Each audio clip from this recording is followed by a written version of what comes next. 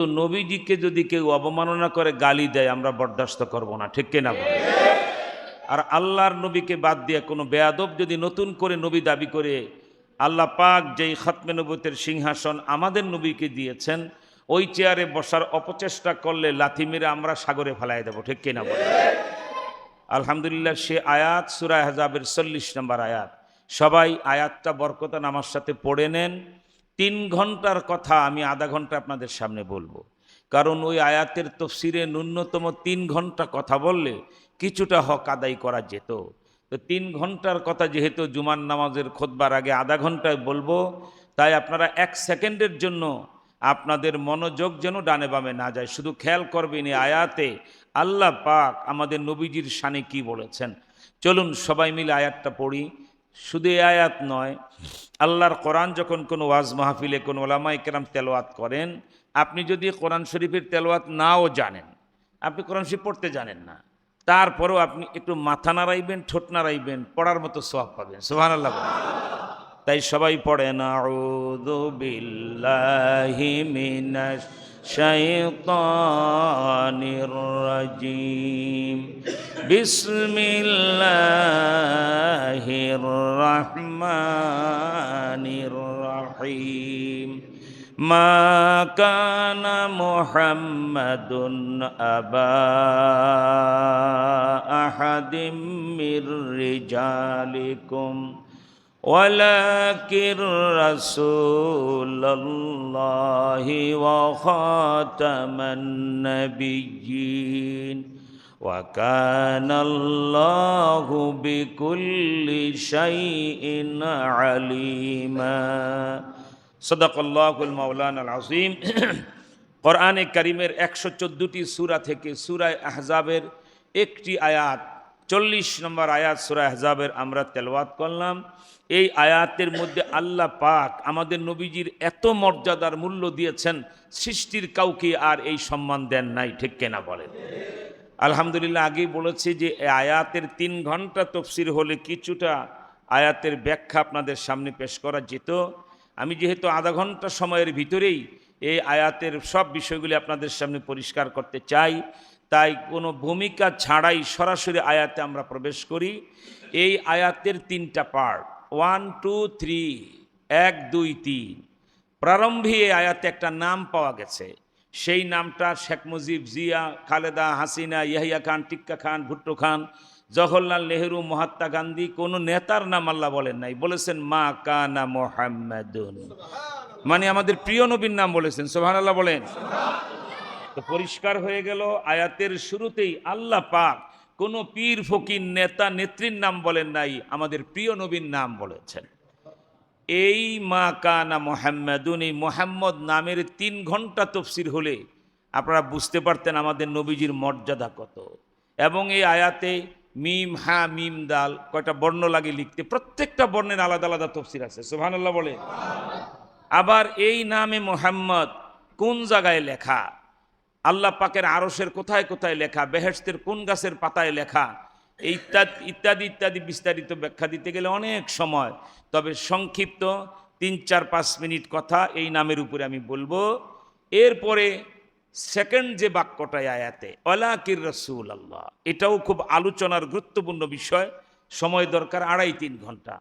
সেখানে 2-1 মিনিট সময় হলে আমি বলবো, না হলে মূল আমার উদ্দেশ্য আজকে আপনাদের এই কি বাড়ি মসজিদ বলে, এটা মুন্সিবাড়ি মসজিদ, আশুলিয়া দুর্গাপুর মুন্সিবাড়ি মসজিদে মুসল্লিদের উদ্দেশ্যে আমার মূল উদ্দেশ্য হলো আয়াতের শেষ বাক্যটা, অর্থাৎ কি যেন বলা হয় খাতামান নাবিয়িন, যেখানে আল্লাহ পাক একেবারে নিজের আয়াতে পরিষ্কার করে দিলেন আমি আল্লাহর পরে যেমন আল্লাহ নাই, আমার বন্ধু মুহাম্মদ সাল্লাল্লাহু আলাইহি ওয়াসাল্লামের পরে আর কোনো নবী নাই, ঠিক কিনা বলে? আল্লাহকে অস্বীকার করে কেউ নিজে খোদাই দাবি করলে যেমন কাফের হয়ে যায়, যেমন ফেরাউন, মুহাম্মদ সাল্লাল্লাহু আলাইহি ওয়াসাল্লামকে বাদ দিয়ে কোনো বেয়াদব যদি নবী দাবি করে, কেউ যদি তাকে মানে অথবা চুপ থাকে, সে যত বড় মুসলমান হোক, যে কাদিয়ানি কাফের হ্যায় जो না মানে ওই भी কাফের হ্যায়। মুহাম্মদ সাল্লাল্লাহু আলাইহি ওয়াসাল্লামের পরে কেউ নবী দাবি করলে সেও কাফের। যে উম্মত দাবি করে নেতাগিরি ফুটাইতে, আমি মন্ত্রী, আমি এমপি, নবীজির পক্ষে বললে আবার ভোট কমে যায় কিনা ডান বাম চিন্তা করবে, সেও কাফের। চোখ বন্ধ করে বলে দিতে হবে আল্লাহর পরে যেমন আল্লাহ নাই, মুহাম্মদ সাল্লাল্লাহু আলাইহি ওয়াসাল্লামের পরে আর কোনো নবী নাই, এই ব্যাপারে কোনো আপোষ নাই। ঠিক কিনা বলে? এই শেষ বাক্যটা ওয়া খাতামান নাবিয়িন, এটা আপনাদের সামনে আমার আলোচ্য বিষয়। এটাতে আমি যেটুকুন সময় জুমার খুতবার আগে হবে এই বাক্যের সময় বের নেব। তার আগে আপনাদেরকে বলি, চলুন আমরা আয়াতের প্রারম্ভেই যে নামটা পাওয়া গেল মা কানা মুহাম্মাদুন, আচ্ছা আপনারা বলেন তো এই নামটা এত মধু, এত মজা,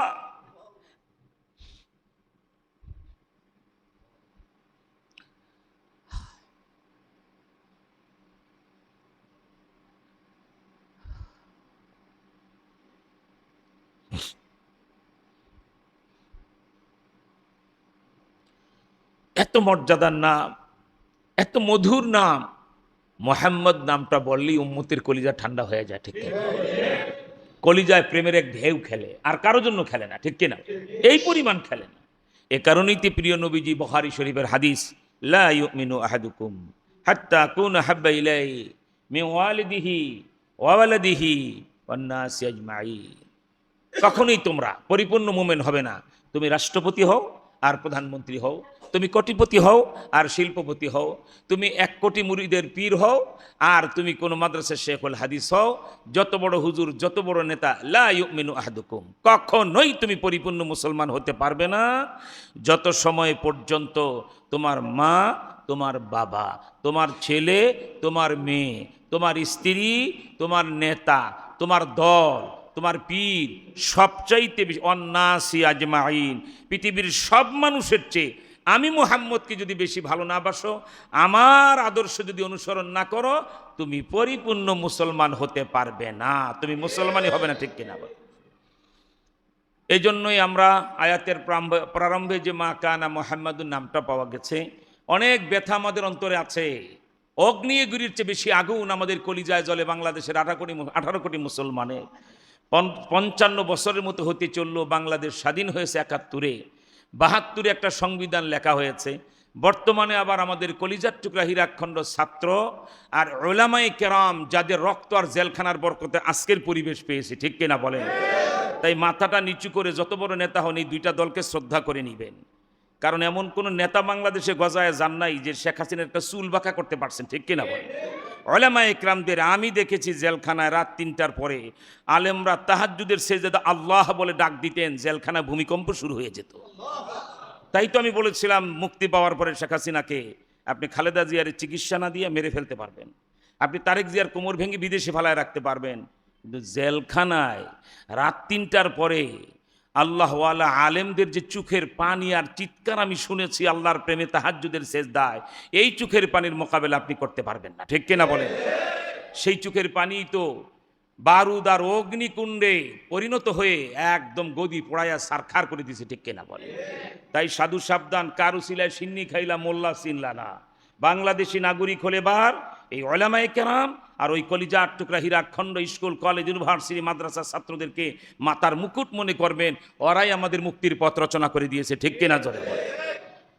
যাই হোক, মা কানা মুহাম্মাদুন, এই নামের মর্যাদা মূল্য কত বলছিলাম। 72 থেকে এই পর্যন্ত আপনার 53-54 বছর হয়ে গেল। আহারে, বাংলাদেশের সংবিধানে বঙ্কিমচন্দ্রের নাম লেখা, রবি ঠাকুরের নাম লেখা, লেনিনের নাম লেখা, কার্ল মার্ক্সের নাম লেখা, আব্রাহাম লিঙ্কন যে হলো ডেমোক্রেসির প্রবক্তা, যেই গণতন্ত্র কোনো মুসলমান স্বীকার করলে সঙ্গে সঙ্গে কাফের হয়ে যায়, কারণ ইসলামের কলমা হলো লা ইলাহা ইল্লাল্লাহ।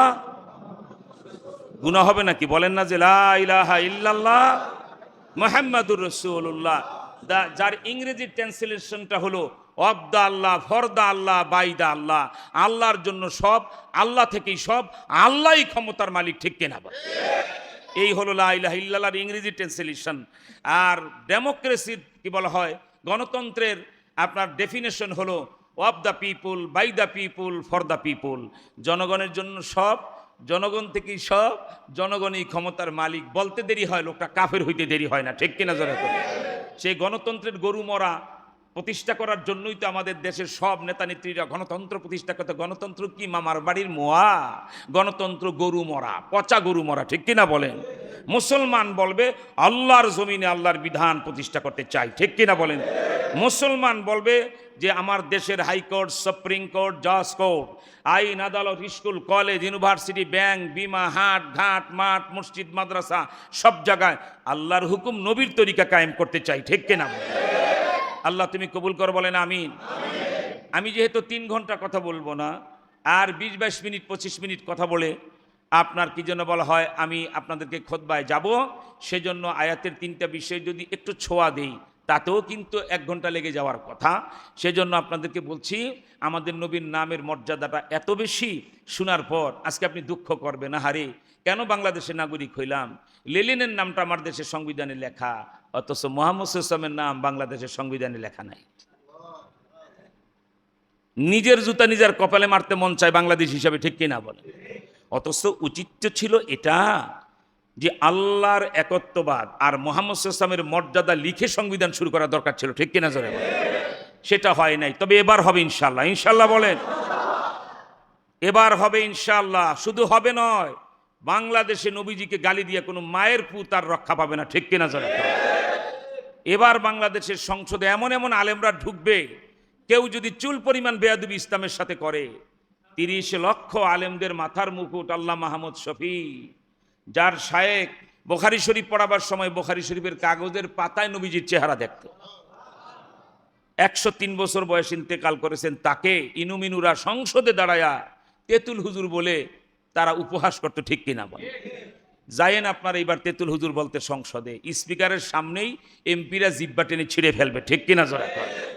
যাই হোক, নবীজির নাম সংবিধানে নাই। প্রথমে আপনাদের কণ্ঠ ভোট নেব, কারণ উলুবনে মুক্তা ছড়ায় লাভ নাই। দেখি আপনাদের ইমানের অবস্থাটা কি। আপনারা কি চান আমার আপনার নবীর নাম সংবিধানে মর্যাদার সাথে লেখতেই হবে? এটা চান? কারা চান হাত তুলে আল্লাহু আকবার বলে দেখায়। ওয়েট এন্ড সি, অপেক্ষা করুন।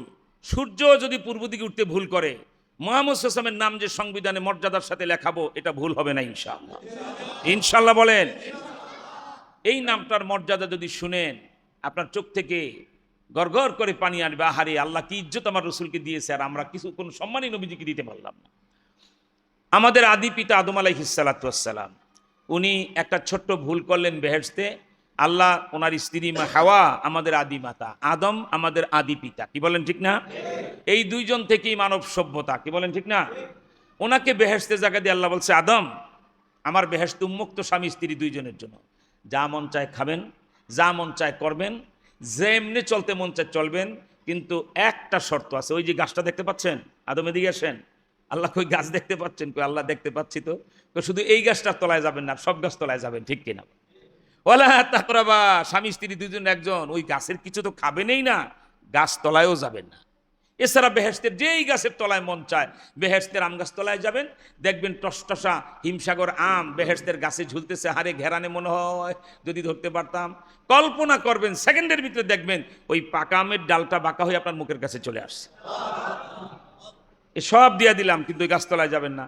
অনেক লম্বা কথা, গাছতলায় গেলেন, ভুল হয়ে গেল, আল্লাহ বলছে ন, আর হবে না। এই গাছের ফল যখন খেয়েছেন, এখন হাগামুতো হবে।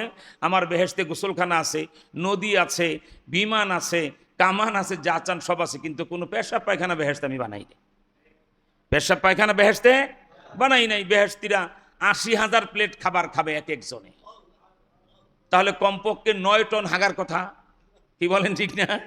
এতগুলি খাইলে আতির মতো, কিন্তু বেহেশতিরা খাবে, গায়ে একটা ঘামের মতো হবে, হজম শক্তি শেষ, কোনো পায়খানা পেশাব নাই।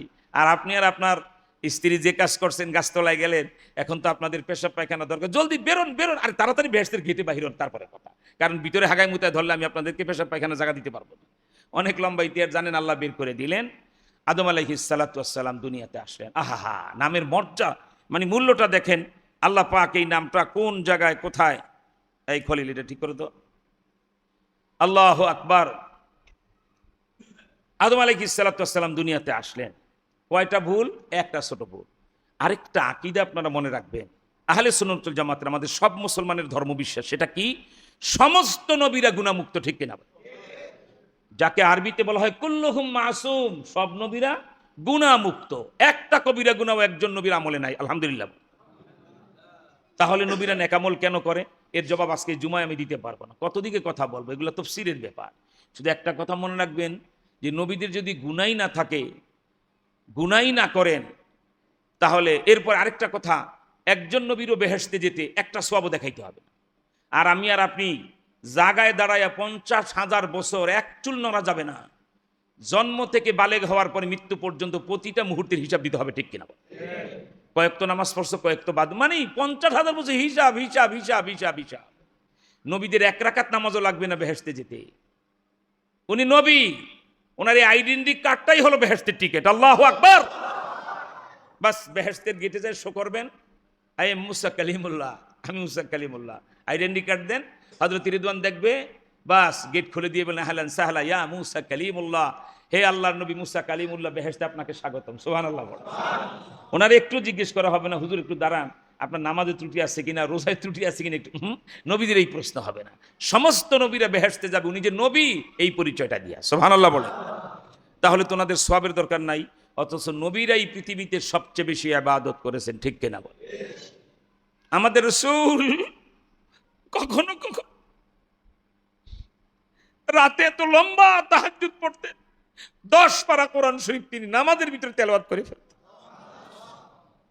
কেন নবীরা এত ইবাদত করবে? তাদের তো একটা সওয়াব লাগবে না বেহেশতে যেতে। একটাই কারণ, সমস্ত নবীদের আমল সওয়াব তার উম্মতের ভিতরে বন্টন করে দেওয়া। বাপের ওয়ারিস যেমন সন্তানরা পায়, এজন্যই নবীজি বলেছেন আল উলামা ওয়ারাসাতুল আম্বিয়া। ওলামায়ে কেরাম হলো ডাইরেক্ট নবীর রুহানি সন্তান, আর গোটা উম্মত হলো রুহানি সন্তান। আমি গোটা পৃথিবীতে বলি, not only Bangladesh, all countries of the world, side to side and corner to corner, পৃথিবীর যেই দেশে যেখানে আমি বক্তৃতা করি, আমি চ্যালেঞ্জ করি, 1 কোটি মা আপনারা জানেন সন্তানকে সবচেয়ে বেশি ভালোবাসে মা, ঠিক কিনা বল? মায়ের ভালোবাসার সমান কারো ভালোবাসা হবে? শাশুড়িরটা তো হবে, কি বলেন ঠিক না? যুবকরা জবাব দেন, শাশুড়ির ভালোবাসা তো মার মতো হবে না। আরে হালের বলদ, শাশুড়ির জন্য যে আম্মা আম্মা করো, শাশুড়ি দেখবে ভালো শাড়ি দিলা কিনা, ভালো হাদিয়া আনছো কিনা, আর বাহির থেকে আসলে মায় দেখবে আমার বাবার জিভ কেউ ঠোঁট শুকনা খায় নাই, তাড়াতাড়ি খাওয়া দাও, ঠিক কিনা? 1,00,000 বারও যদি শাশুড়ির জন্য পানের বিড়া কিনো, তোমার 1 পয়সার সওয়াবও হবে না।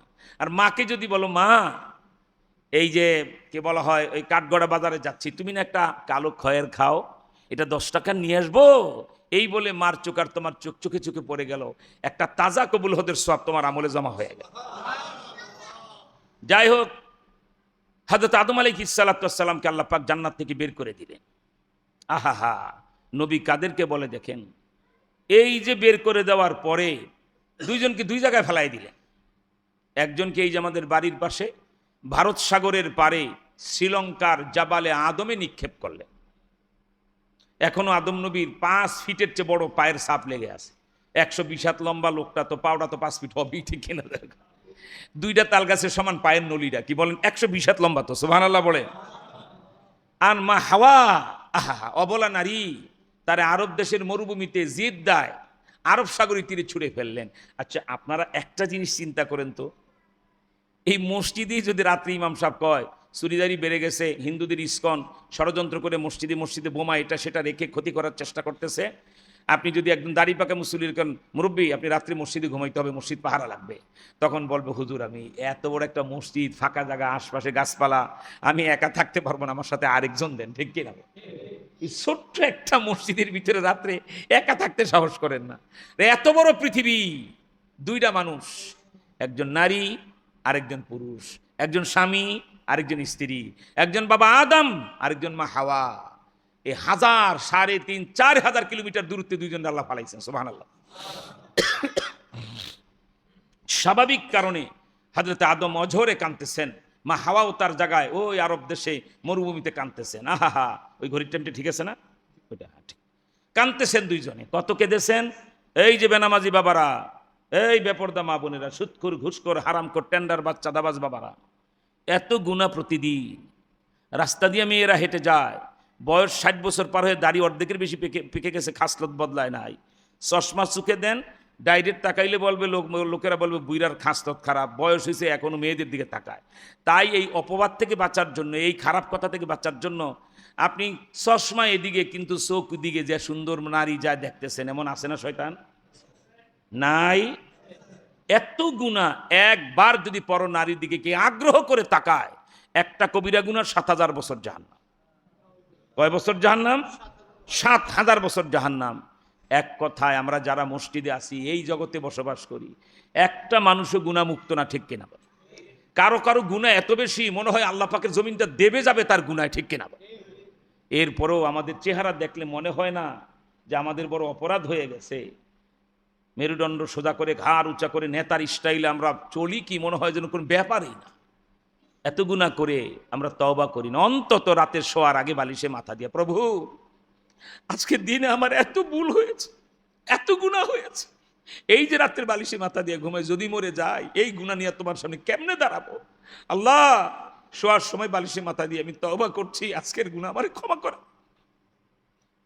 আল্লাহ তুমি আমারে মাফ করে দাও। অন্তত এইটুকুনো তো একজন ইমানদারের করা উচিত, ঠিক কিনা? শোয়ার আগে তওবা করা সারাদিনের গুনাহ থেকে। নাই আমাদের চেহারায়। কিন্তু আমরা যার সন্তান, বাবা আদম কোনো গুনাহ করে না, একটু আগে আকীদা বলছি, সব নবীরা গুনাহমুক্ত, ঠিক কিনা? বল, একটা ছোট ভুল হয়ে গেছে, গাছতলায় চলে গেছেন, আল্লাহ না করছিলেন, ঠিক না?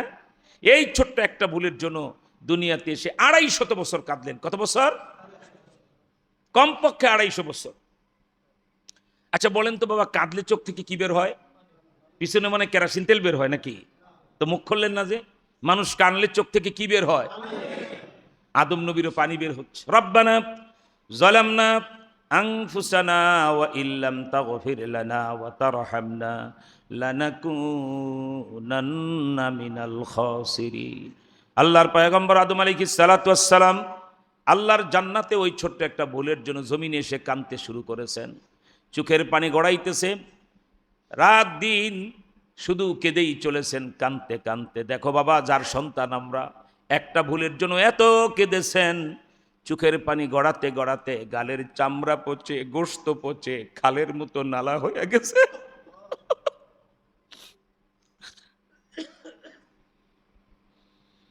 গালের চামড়া পচে গেছে 250 বছর চোখের পানি গড়াতে গড়াতে, গোশত পচে গেছে, হাড় দেখা যায়। এরপরও তিনি কান্না বন্ধ করতেছেন না, প্রভু ভুল হয়ে গেছে, ক্ষমা করে দাও।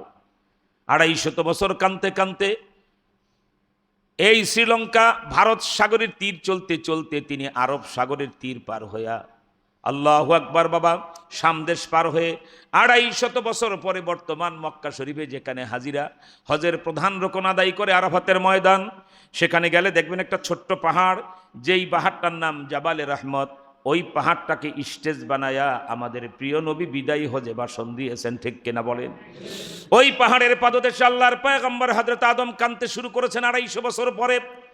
রব্বানা যালামনা আনফুসানা ওয়া ইল্লাম তাগফির লানা ওয়া তারহামনা লানাকুনান্না মিনাল খাসিরিন। বাবা, দোয়ার আদব হলো সিনা বরাবর হাত উঠাইবেন, সব নবীদের তরিকা। দুইটা হাতের আঙ্গুলগুলি একটু বাঁকা করবেন। উদ্দেশ্য কি? আমি একটা ভিক্ষার পাত্র পেতেছি, আমার মালিকের কাছে আমি কিছু চাই, ঠিক কিনা বলেন?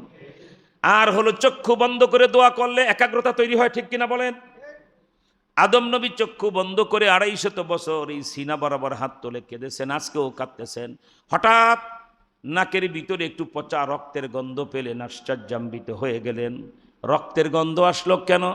চোখ খুলে দেখেন 250 বছর কাঁদতে কাঁদতে চোখের পানি শেষ হয়ে চোখের কুঠুরে দিয়ে আজকে রক্ত গড়াইতে, আজকে রক্ত পড়া শুরু হয়ে গেছে। আল্লাহর পয়গম্বর হযরত আদম বলছে, আল্লাহ 250 বছর কেঁদেছি, তুমি আমার ডাকে সাড়া দাও না। আজকে পানির পরিবর্তে রক্ত গড়াইতেছে চোখ দিয়ে। এই রক্তগুলি যদি গড়িয়ে পড়ে যায়, তোমার আদম যদি রক্ত শূন্য হয়ে যায়, তোমারে আল্লাহ বলে ডাক দেওয়ার ক্ষমতা রাখবে না, মারা যাবে। আল্লাহ 250 বছর পরে আমার একটা নাম মনে পড়েছে, ওই নামটা পেশ করি, সেই নামের বরকতে আমার মোনাজাত কবুল করে নাও। আসমান থেকে 250 বছর পরে বিশাল আওয়াজে জবাব এলো, সেটা কোন নাম? আদম আলাইহিস সালাতু ওয়াস সালাম বলছে, আল্লাহ নামটা হলো মুহাম্মাদুর রাসূলুল্লাহ। আল্লাহ এই নামের বরকতে আমার মোনাজাত কবুল করে নাও। সঙ্গে সঙ্গে আল্লাহ পাক বলছে, আদম আমার বন্ধু মুহাম্মদ সাল্লাল্লাহু আলাইহি ওয়াসাল্লামের সাথে আপনাকে তো আমি কোথায় মোলাকাত করাই নাই, দেখা সাক্ষাৎ কোথায় হয় নাই, নামটা কিভাবে জানলেন? আল্লাহর পয়গম্বর আদম দুইটা আঙ্গুল উঁচা করে বলে, আল্লাহ এই নামটা বেহেশতে থাকতেই 2 জায়গায় দেখেছি। আল্লাহ বলেন, কোথায় দেখেছেন এই নামটা? আদম আলাইহিস সালাতু ওয়াস সালাম বলে, আল্লাহ একটা জায়গা হলো বেহেশতের বাহিরে, আমাকে যখন ঘাড় ধরে বের করে দিলেন, আদম আমার বেহেশতে আর থাকা যাবে না, তাড়াতাড়ি বের হন বের হন বের হন। আল্লাহ এত শান্তির জান্নাত, মাছ খাইয়া কাটা ফালাইতাম, ওই কাটাগুলি আল্লাহ আল্লাহ বলে লাফায়া লাফায়া এক জায়গায় জুড়ে আবার যখন বেহেশতের পানিতে লাফায়া পড়তো, যেই মাছ সেই মাছ আবার হয়ে যেত। এমন শান্তির জান্নাতি ছিলাম, তা কি ভোলা যায়? সেজন্য ঘাড় বাঁকা করে বেহেশতের বাহিরে এসে একটু মেন গেটটা দেখতে চাইলাম। আশ্চর্য হয়ে গেলাম, বেহেশতের গেটের বাহিরে এসে গেটের দিকে তাকায় দেখি বেহেশতের মেন গেটে মোটা মোটা স্বর্ণের অক্ষরে লেখা, লা ইলাহা ইল্লাল্লাহু মুহাম্মাদুর রাসূলুল্লাহ। সবাই পড়েন সাল্লাল্লাহু আলাইহি ওয়াসাল্লাম। আদম আলাইহিস সালাতু ওয়াস সালাম বলছে, আল্লাহ এই বেহেশতের মেন গেটে আপনার নামের পরে মোহাম্মদ লেখা দেখেছি। আল্লাহ বলেছেন, আদম ঠিক বলেছ, আমার বেহেশতের মেন গেটে আমার নামের পরে আমার বন্ধু মোহাম্মদের নাম আমি লিখে রেখেছি। তুমি না বললা দুই জায়গায় দেখছো, আরেকটা জায়গা কোথায়? আল্লাহর পয়গম্বর হযরত আদম বলে, আল্লাহ আরেকটা জায়গা হলো বেহেশতের ভিতরে। আমার স্ত্রী হাওয়া আর আমি বেহেশতের ভিতরে ঘুরতাম বেড়াতাম, একদিন গার্ডেনে ঘুরতেছি বেহেশতের, খাওয়া দাওয়া ঘোরা ছাড়া তো কোনো কাম নাই, ঠিক কিনা বলে? হঠাৎ বেহেশতের একটা গাছের ডাল থেকে একটা পাতা বিচ্ছিন্ন হয়ে ঘুড়ির মতো ঘুরতে ঘুরতে হেলে দুলে আমার সামনে পড়ল। ওই পাতাটা হাতে নিয়ে দেখি বেহেশতের ঝরে যাওয়া গাছের পাতায় মোহাম্মদ লেখা। হযরত আদম বলছে, আল্লাহ আশ্চর্যান্বিত হয়ে গেলাম, বেহেশতের ঝরে যাওয়া পাতায় মোহাম্মদ লেখা, একটা পাতায় লেখা না আরো পাতায় লেখা। পরীক্ষা করার জন্য বেহেশতের আম গাছ, জাম গাছ, কলা গাছ, লিচু গাছ, যত গাছ চোখের সামনে আমার পড়েছে, একটা একটা করে গাছের ডাল বাঁকা করতে শুরু করলাম আর দেখতে শুরু করলাম, আল্লাহ তোমার বেহেশতের লক্ষ লক্ষ গাছের কোটি কোটি পাতা, এমন একটা পাতা বেহেশতের কোনো গাছে নাই যেই পাতায় মোহাম্মদ লেখা না। মর্যাদারা দেখছেন? প্রত্যেকটা পাতায় পাতায় মোহাম্মদ লেখা। এটা আমাদের অহংকার, আমাদের নবীর নাম লেখা, ঠিক কিনা? বেহেশতের মেন গেটে নবীজির নাম লেখা, অথচ আমার বাংলাদেশের সংবিধানটা জিয়াউর রহমানকে আল্লাহ পাকের বিনিময়ে দান করুক, উনি বিসমিল্লাহির রহমানির রহিমটা লিখছিলেন, ঠিক কিনা বলেন? সংবিধানে আল্লাহর বিনিময়ে তাকে দান করবেন, আমিন বলে। যে যেটুকুন ভালো কাজ করবে তার বিনিময় পাবে, মন্দ কাজ করবে যত চদুকদু হন, ফেরাউনের মতো শাসক হলো, দোলাই যখন আসবে আর রক্ষা নাই, ঠিক কিনা? কিন্তু জিয়াউর রহমান মুফতি মুহাদ্দিস না, পীর ফকির না, বড় আলেম না, বেচারা বুঝতে পারে নাই, পারলে আমার মনে করতো বিসমিল্লাহ লেখার নিচে দা কলমা তৈয়বা লেখার দরকার ছিল, ঠিক কিনা বলে? বিসমিল্লাহ লিখে লা ইলাহা ইল্লাল্লাহ মুহাম্মাদুর রাসূলুল্লাহ, এরপরে 10টা লাইন মুহাম্মদ সাল্লাল্লাহু আলাইহি ওয়াসাল্লামের মর্যাদা লিখে তারপর সংবিধান শুরু করলে ঠিক হতো, ঠিক কিনা বলে? সেই 10টা লাইন আমরা লেখাবো, আপনারা দেখেন আপনাদের পছন্দ হয় কিনা। লেখাবো না, লিখবো, আলহামদুলিল্লাহ বলেন। বিসমিল্লাহ নিচে কলমা তৈয়বা লা ইলাহা ইল্লাল্লাহ মুহাম্মাদুর রাসূলুল্লাহ, এরপরে লেখা হবে হযরত মুহাম্মদ মুস্তাফা সাল্লাল্লাহু আলাইহি ওয়াসাল্লাম, সর্বকালের সর্বযুগের সর্বশ্রেষ্ঠ মহামানব এবং সর্বশেষ নবী ও রাসূল। তারপরে কিয়ামত পর্যন্ত আর কোনো প্রকার নতুন নবী বা রাসূলের আগমন ঘটবে না, এই বিধান যে বা যাহারা মানিবে না, গণপ্রজাতন্ত্রী বাংলাদেশে তাহারা মুসলিম নাগরিক বলে গণ্য হইবে না। এই লম্বা আইনের খসড়ার স্লোগানটা হলো, করিতে পারিবে না তারা, ঠিক কিনা বলে? মুন্সিবাড়ির মসজিদিরা কি, মসজিদের মুসল্লিরা একমত? দ্বিমত থাকলে সাথে সাথে ইমান গেছে গা, জলদি মসজিদ থেকে বাইর হন, বেঈমানের জন্য কোনো জুমার নামাজ নাই, ঠিক কিনা বলে? থাকতেই হবে এই কথার উপরে। মুহাম্মদ সাল্লাল্লাহু আলাইহি ওয়াসাল্লামকে শ্রেষ্ঠ নবী মানবে না যারা, মুসলমান দাবি করতে পারবে না তারা, ঠিক কিনা বলে? এরপরে দণ্ডবিধি ক খ গ আমরা লিখে রেডি করে রেখেছি, সংবিধানে শুধু লিখবো ইনশাআল্লাহ বলেন। দণ্ডবিধি কি? কথায় কাজে লিখনিতে অঙ্গভঙ্গিতে কেহ যদি মুহাম্মদ সাল্লাল্লাহু আলাইহি ওয়াসাল্লামকে অবমাননা করে, গালি দেয়, ফাঁসিতে ঝুলাইয়া তার মৃত্যুদণ্ড কার্যকর করা হইবে। আপনারা চান আল্লাহর নবীকে গালি দিবে যারা ফাঁসিতে ঝুলবে তারা এই আইন হোক? চান? দোহাত তোলে আল্লাহু আকবার বলে দেখা দেয়। আল্লাহ তুমি হাতগুলি কবুল কর, বলেন আমিন। ওয়েট অ্যান্ড সি, অপেক্ষা করুন, আর 10 বছর 20 বছর লাগবে না, কয়েক মাসের ব্যবধান বাংলাদেশের পার্লামেন্টে ইসলাম আসবে ফাতে মক্কার মতো আল্লাহর ফজলের চেহারা নিয়ে এবার ইনশাআল্লাহ। ইনশাআল্লাহ বলেন। আমি যদি না আমি মুহাম্মদের এরকম বরকত বলতেই থাকি, এই জুমা থেকে ওই জুমা আসবে, কিন্তু নবীজির নামের মর্যাদা বলা শেষ হবে না, ঠিক কিনা বল? তাই এটা এখানে স্টপ। 2টা জায়গা বলে দিলাম, বেহেশতের গাছের পাতায় পাতায় মোহাম্মদ লেখা, বেহেশতের মেন গেটে লেখা। কেমন কপাল পড়া জাতি, এত সম্মানের জায়গায় নবীর নাম লেখা, আর সংবিধানেই যারা লিখতে পারে নাই এরা জ্ঞান পাপী, এরা নাস্তিক, এরা মোরতাদ, এরা নবীর শত্রু।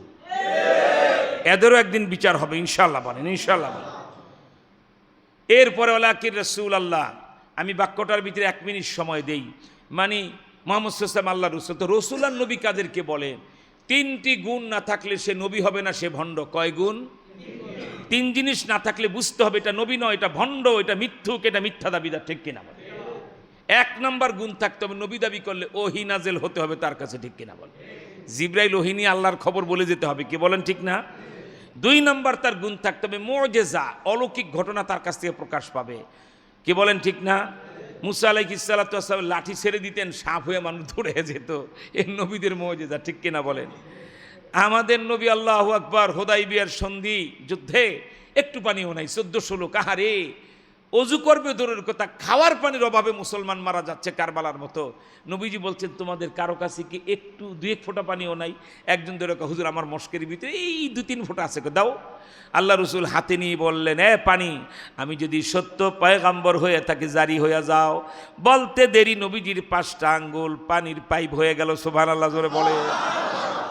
এমন পানি, এই 1400 লোক সবাই হাড়ি বাসন বদনা বালতি ড্রাম সব ভরলেন, খাইলেন, গোসল করলেন। এক সাহাবী কানে কানে হুজুর হাত বন্ধ করেন, বন্যা হয়ে যাবে। সুবহানাল্লাহ, আল্লাহু আকবার। নবী হতে হলে মুজিজা থাকতে হবে, ঠিক কিনা বলে? হযরত ঈসা রুহুল্লাহ নবী টাকমাথা রাস্তা দিয়ে যায়, চুল নাই একটাও। টাকমাথা বুঝেন নাই? বলতেন বাবা তোমার মাথায় যে চুল নাই তোমার কোনো প্রবলেম হয় না? হুজুর একটা কথা বললেন, হেভি প্রবলেম।